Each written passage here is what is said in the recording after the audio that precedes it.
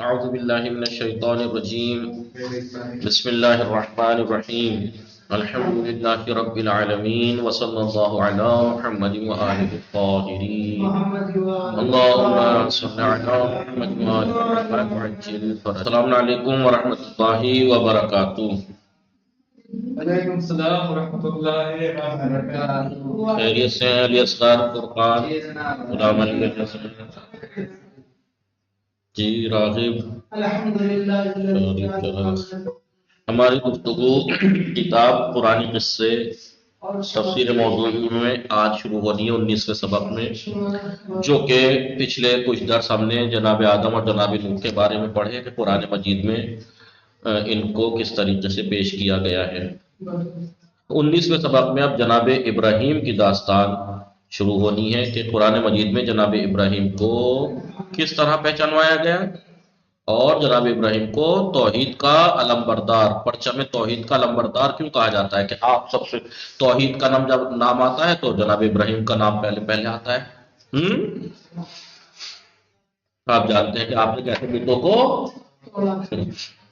داستان جناب ابراہیم، حضرت آدم علیہ السلام، حضرت ادریس علیہ السلام، حضرت نوح علیہ السلام، حضرت ہود علیہ السلام اور حضرت صالح علیہ السلام کے بعد آپ چھٹے رسول ہیں، نبی چھٹے اور دوسرے اولو العزم ہیں جناب نوح کے بعد، یعنی چھٹے نمبر کے نبی ہیں۔ جناب آدم کے بعد جناب ادریس آئے تھے، پھر جناب نوح، پھر جناب ہود اور جناب صالح، جن کا ذکر قرآن مجید میں ہوا ہے۔ آپ کا نام قرآن میں 69 بار لیا گیا ہے، 69 بار۔ کتنی بار؟ 69 بار۔ کہاں؟ سورہ بقرہ، سورہ نام، ابراہیم، مریم، انبیاء، عنکبوت سورہ صافات میں آپ کی یادگار زندگی کے بعض گوشوں کی طرف اشارہ کیا گیا جو آپ کی زندگی تھی۔ دوسرے نبیوں کی طرح آپ کی داستان حیات بھی 4 بنیادی پہلوں پر ٹکی ہوئی ہے، مشتمل ہے، 4 بنیادی پہلو اس میں شامل ہیں۔ پہلا، بچپنے سے بعثت تک کا زمانہ، جب آپ نے نبوت کا اعلان کیا تو بچپن سے لے کے جب تک، جس میں آپ ہمیشہ کیا کیا آپ نے؟ مشرکوں سے دور، بتوں سے بیزار اور توحیدی فطرت کی بنیاد پر ہر نیک عمل میں آپ شامل رہے۔ دیکھا نا، بار بار ان سے ٹکراؤ بت پرستوں سے۔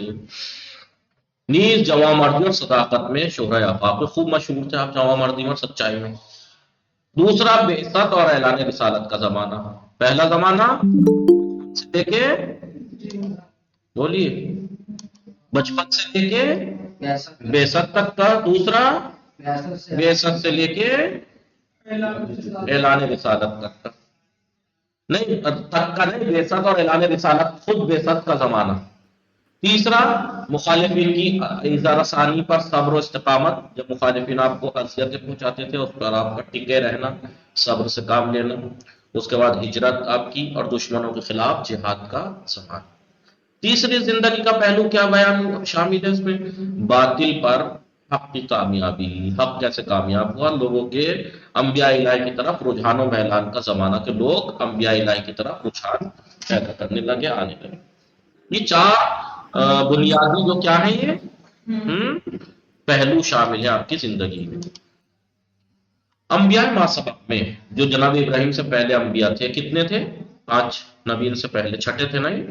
پہلے جناب آدم، دوسرے جناب ادریس، تیسرے نوح، چوتھے حضرت ہود، 5ویں حضرت صالح، اس کے بعد آپ جناب ابراہیم۔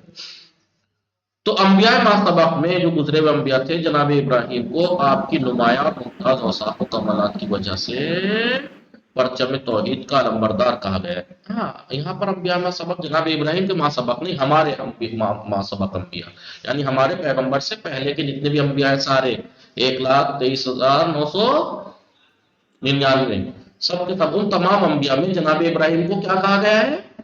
پرچم توحید کا علمبردار، توحید کا پرچم آپ ہی نے بلند کیا ہے۔ اور قرآن مجید میں انہیں کیا کہا گیا ہے؟ جناب ابراہیم کو حنیف، خلیل، ان جیسے القاب سے آپ کو یاد کیا گیا۔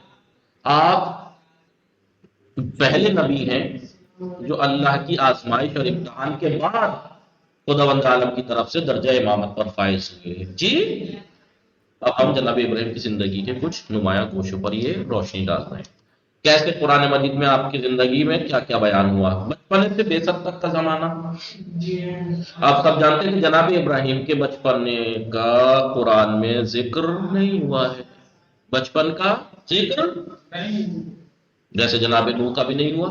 وجہ کیا ہو سکتی ہے؟ وہی جو بتائی تھی کہ قرآن مجید کا کسی بھی نبی یا کسی بھی شخص کے داستان اور قصے کو بیان کرنا میں جو ایک ملاک بنا رکھا ہے اپنا قرآن نے، جو ملاک اپنایا ہے، جو روش اپنائی، وہ یہ ہے کہ قرآن میں صرف زندگی کے وہی پہلو اور حصے کو بیان کیا جاتا ہے جو قرآن کا جو ہدف اور مقصد ہے اس میں کھرا اترے، پورا اترے. جی جو چیز قرآن کے ہدف میں پوری نہیں اتر رہی وہ ذکر نہیں کرتا. کہیں پہ اگر کوئی نام اہم نہ ہو، قصہ اہم ہے تو نام نہیں بیان کرے گا خدا. رجل مومن، ایک مومن مرد. قصہ اہم ہے، نام مہم نہیں ہے، تو قرآن میں بلا وجہ ایسی چیز جس کا کوئی فائدہ نہیں ذکر نہیں کی گئی ہے. یہاں تک کہ انبیاء کی بھی اگر بچپن سے لے کے بچپنے کا زمانہ اتنا اہم نہیں ہے تو کسی نبی کا ذکر نہیں ہوا. جناب عیسیٰ کا بچپنا اہم تھا، اس کی بچپنا ذکر ہے. جی کیسے جناب نوح کا آپ قرآن اٹھا کے دیکھیے، کیا پڑھا بھی پیچھے آپ نے کہ جناب نوح کی بس تبلیغی زندگی کا ملتا ہے قرآن میں. 950 سال کی تبلیغ آپ کی یہ ہے. اس سے پہلے کیا ہوا؟ اس سے پہلے کی بیان نہیں ہے، وہ آپ کو تاریخ سے اس سے ملے گا. ٹھیک ہے. ایسے ہی دیکھیے جناب ابراہیم کے بچپنے کا قرآن میں ذکر نہیں ہوا ہے. بچپنے کا قرآن میں ذکر لیکن تاریخی کتابوں اور روایات اور توریت اور انجیل سے پتہ چلتا ہے کہ آپ کے والد بابل میں رہتے تھے اور آپ وہیں پیدا ہوئے. اس وقت وہاں کا حاکم نمرود تھا. جناب ابراہیم علیہ السلام کی ولادت اس وقت ہوئی جب نمرود اپنی قوم کے تمام بچوں کو قتل کرا دیتا تھا، اس لیے کہ اس کے جو درباری منجم تھا آزر. دیکھیے آزر کو کیا کہہ رکھا تھا کہ جناب ابراہیم کا چچا تھا. یاد ہے؟ یہ منجم تھا، نجومی. اس نے کہہ رہا پیشن گوئی کی تھی کہ ایک ایسا بچہ پیدا ہونے والا ہے جیسے فرعون کو جناب موسیٰ کی خبر دی گئی تھی، ایسے ہی سے بھی کہ جو اس حکومت کا تختہ پلٹ دے گا. لیکن جناب ابراہیم علیہ السلام مخبروں، سخن چینوں اور دشمنوں کی نظروں سے دور پیدا ہوئے اور آزر ہی کے گھر میں پلے بڑھے، جو کہ قوم کا سربراہ انسان بھی تھا اور بت تراشی اس کا کام تھا. جناب ابراہیم علیہ السلام ہمیشہ بت پرستی سے متنفر، نفرت کرتے تھے اور اپنی قوم کی کرتوتوں سے دوری اختیار کیے رہتے تھے. یہاں تک کہ کبھی کبھی لکڑی اور پتھروں کے ایسے بتوں کی پرستش پر اپنی حیرت اور تعجب کا اظہار فرماتے تھے. یار تم اس کی عبادت کرتے ہو، کیا ہے یہ جو نہ سن سکتا ہے، نہ لوگوں کی دعائیں قبول کر سکتا ہے، نہ خود اپنے آپ کو بچا سکتا ہے، نہ ہی فائدہ پہنچا سکتا ہے اور نہ ہی نقصان. تعجب کرتے تھے. آخرکار خداوند عالم کی طرف سے منصب نبوت پر جب فائز ہوئے اور تبلیغ رسالت کا زمانہ آن پہنچا. ٹھیک ہے. اب یہ تو تھا بچپن. اعلان رسالت اور آزر کی پیروی کی دعوت. آزر کو دعوت دی. دوسرے پیغمبروں کی طرح جناب ابراہیم علیہ السلام نے بھی تبلیغ کا کام اپنے گھر اور قریبی لوگوں سے شروع فرمایا. اپنے چچا آزر کو بت پرستی سے نجات دلانے کے لیے آپ نے مخلصانہ، صادقانہ اور منطقی کوششیں کی، جیسا کہ قرآن مجید میں ارشاد ہوتا ہے اعوذ باللہ من الشیطان الرجیم وَاذْكُرْ، تذکرہ کرو فی الکتاب ابراہیم، اور اس کتاب میں ابراہیم کا تذکرہ کرو کہ وہ ایک انہ کان صدیقا نبیہ، کہ وہ ایک صدیق پیغمبر تھے. یاد کرو جب انہوں نے قال لابیہ، اپنے پالنے والے سے کہا. اب سے مراد باپ نہیں ہے، کیونکہ نبی یا معصوم کا باپ برا نہیں ہو سکتا. اس لیے بہت سے لوگ کہتے ہیں نا آزر باپ تھا، کیونکہ قرآن میں ابیہ آیا ہے. اب کا معنی ہے اس کے گھر میں پل رہے تھے نا آزر کے. بت پرست تھا. کبھی بھی کسی معصوم کا باپ ایسا کوئی کمی نہیں ہو سکتی جس پہ اعتراض ہو. ٹھیک ہے. لیکن یہ غیر شیعہ لوگ مان لیتے ہیں کہ یہ باپ تھا، اور جناب ابراہیم کا باپ کافر تھا، بت پرست تھا، یہ تھا. یاد کرو اس قال نبی، جب انہوں نے اپنے پالنے والے سے کہا، نہیں چچا سے، پالنے والے باپ سے کہا کہ یا ابتے، آپ لما تعبدوا ما لا يسمع ولا يبصر، تو آپ اس کی عبادت کیوں کرتے ہو جو نہ کچھ سنتا ہے نہ دیکھتا ہے، ولا یغنی عنک شیئا، جی، اور نہ وہ کسی کام کا آنے والا ہے، یا ابتے، ٹھیک ہے، انی قد جاء، بے شک میرے پاس من العلم، علم آ چکا ہے، ما لم تأتک، جو تمہارے پاس نہیں آئے ہیں، لہذا فاتبعنی، میری اتباع کیجئے، اہدک صراط مستقیم، میں آپ کو سیدھے راستے کی ہدایت کروں گا، اہدک تیر وسیع ہے نا، صراطا سویا۔ حضرت ابراہیم نے آزر سے اس واقعیت کو بتانے میں کوئی دریغ نہیں کی کہ زندگی کے دو ہی راستے ہیں، خدا کی اطاعت یا شیطان کی پیروی، روشنی کا انتخاب یا تاریکی میں بسر کرنا، دنیا و آخرت میں خیر و سعادت لینی ہے یا دونوں جہان کی پریشانیوں، سختی و عذاب۔ آپ یہ تمام باتیں نہایت ادب و احترام کے ساتھ بیان فرمائیں آپ نے، اور کمال اخلاص و محبت کا ثبوت دیا ہے، جیسا کہ بعض آیتوں میں ارشاد ہوتا ہے اعوذ باللہ من الشیطان الرجیم یا ابت لا تعبد الشیطان، آپ اس کی شیطان کی عبادت نہ کیجیے، ان الشیطان کان للرحمن عصیا، کہ شیطان نے جو ہے اللہ کی نافرمانی کی ہے، یا ابت انی اخاف، میں ڈرتا ہوں، ان یمسک عذاب من الرحمن، کہ اللہ کا کوئی عذاب آپ کو گرفتار کر لے، کوئی عذاب اپنی گرفت میں لے لے، فتکون للشیطان ولیا، اور آپ شیطان کے دوست۔ کتنی نرمی ہے، مجھے ڈر ہے کہیں آپ کو عذاب نہ آ جائے۔ لیکن حضرت ابراہیم علیہ السلام کی ان تمام درد مندیوں، مہربانیوں اور محبتوں اور خیر خواہیوں کا آزر پر کوئی اثر نہ ہوا، وہ راہ ہدایت و سعادت کے چوز کرنے، انتخاب کرنے کے بجائے الٹے جناب ابراہیم پر سیدھا پڑ گیا، نہیں الٹا ہو گیا، نہیں خود سے آپ کو ڈرانے لگا، دھمکانے لگا، جیسا اس کی بعض آیت میں ارشاد ہے، قالا، اس نے کہا، آزر نے، ٹھیک ہے، کیا کہا؟ قالا، اس نے کہا، کس نے؟ آزر نے، اراغب انت عن آلہتی، اے ابراہیم، کیا تم میرے خداؤں سے مجھ سے کنارہ کشی کروا رہے ہو؟ کیا اے ابراہیم، کیا تم میرے خداؤں سے کنارہ کشی کرنے والے ہو؟ کیا تم منہ پھیر رہے ہو میرے خداؤں سے؟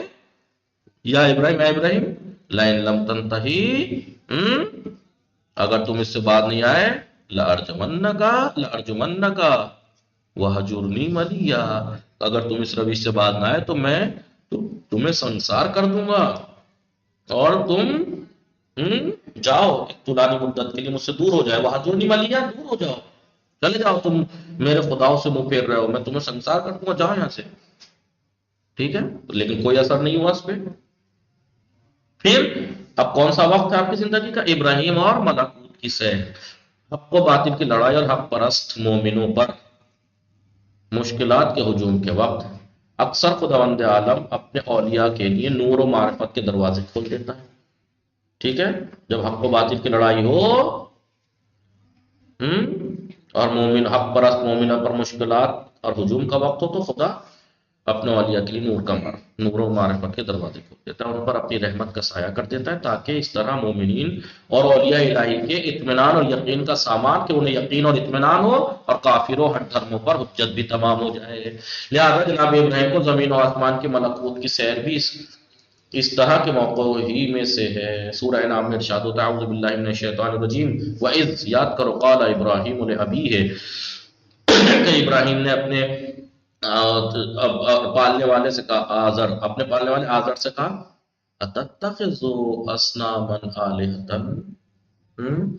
کیا آپ بتوں کو خدا بنا رہے ہو؟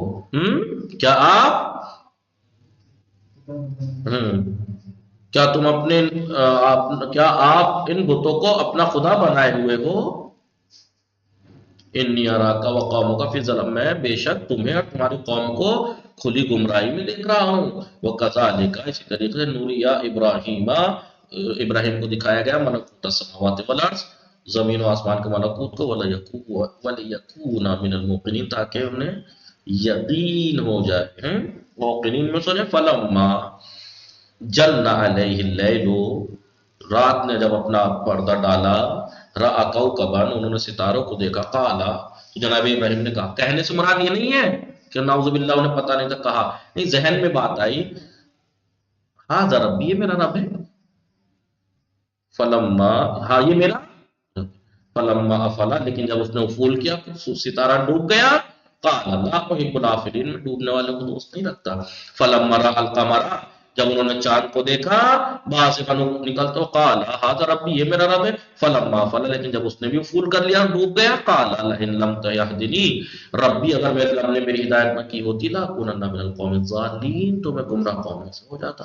فلما راى الشمس بازغة، جب انہوں نے سورج کو ابھرتا ہوا دیکھا اور چڑھتا ہوا دیکھا، قال ھذا ربی، یہ میرا رب ہے. ھذا اکبر، اور یہ بڑا بھی ہے.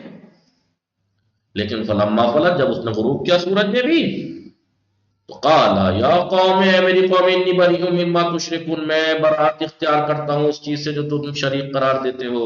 انی وجہت وجہی، میں اپنا چہرہ رخ کرتا ہوں، وجہی للذی، اس کی طرف، فطر السماوات والارض حنیفا وما انا من المشرکین، اور میں مشرکین میں سے نہیں ہوں. اور اس وقت کو یاد کرو جب ابراہیم نے اپنے مربی باپ آزر سے کہا کہ کیا آپ ان بتوں کو اپنا خدا بنائے ہوئے ہو؟ میں یقینی طور پر آپ اور آپ کی قوم کو کھلی ہوئی گمراہی میں دیکھ رہا ہوں. اور اس طرح ہم نے ابراہیم کو زمین و آسمان کے ملکوت اختیارات دکھائے تاکہ وہ ملکوت اختیارات دکھائے تاکہ وہ یقین کرنے والوں میں شامل ہو جائے. پس جب ان پر رات کی تاریکی چھائی اور انہوں نے ستارے کو دیکھا تو کہا یہ میرا رب ہے. پھر جب وہ غروب ہو گیا تو انہوں نے کہا کہ میں ڈوب جانے والوں کو دوست نہیں رکھتا. پھر چاند کو طلوع ہوتے دیکھا تو کہا پھر یہ میرا رب ہوگا.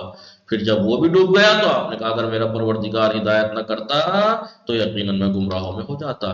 پھر جب چمکتے ہوئے سورج کو دیکھا تو کہا پھر یہ خدا ہوگا کہ یہ زیادہ بڑا ہے. لیکن جب وہ بھی غروب ہو گیا تو کہا کہ اے میری قوم، میں تمہارے شرک سے بری اور بیزار ہوں.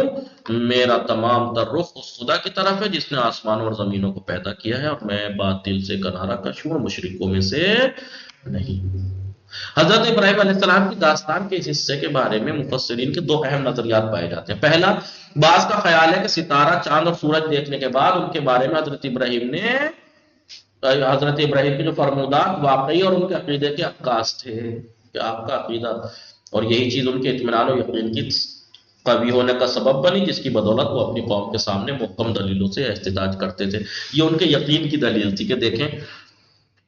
لیکن کچھ کا خیال ہے کہ یہ حصہ جدال احسن کے عنوان سے واقع ہوا ہے، یعنی جناب ابراہیم نے بظاہر خود کو اپنی قوم کی ایک فرد بنا کر پیش کیا اور اپنے باطنی اعتقاد کو چھپائے رکھا تاکہ ان کے احساسات کو اپنی طرف جذب کر سکیں لوگوں کے، اور انہیں اپنی دلیلیں سنا سکیں. اسی وجہ سے آپ لوگوں کے درمیان گئے اور خود ان میں سے اپنے آپ قوم میں جا کے کہا یہ ستارہ یہ میرا خدا ہے. یہ تو ڈوب گیا تو میں ڈوبنے والوں کو دوست نہیں رکھتا. یہ چاند یہ خدا ہے، جب ڈوب گیا خدا ہدایت نہ کرتا تو. پھر یہ تو سورج یہ خدا ہوگا، پھر یہ تو بڑا بھی ہے. لیکن جب وہ غروب کر گیا میں غروب، اے قوم میں ہر چیز سے میں تمہاری بیزار ہوں. البتہ دونوں میں سے کسی بھی نظریے کی بنیاد پر حضرت ابراہیم کے عقیدہ وحدانیت میں کسی قسم کی تردید نہیں کی جا سکتی، اس لیے کہ پہلے نظریے کی بنیاد پر بھی آپ کی دقت نظر، غور و فکر اور سیر آفاقی و انفسی پختہ تھی، یقین اور واضح دلیل حاصل کرنے کے لیے تھی. بالکل ایسے ہی جیسے سربریدہ پرندوں کے آپ نے دوبارہ زندہ کرنے سے آپ کا قیامت پر ایمان اطمینان قلب کے درجے پر پہنچ گیا تھا.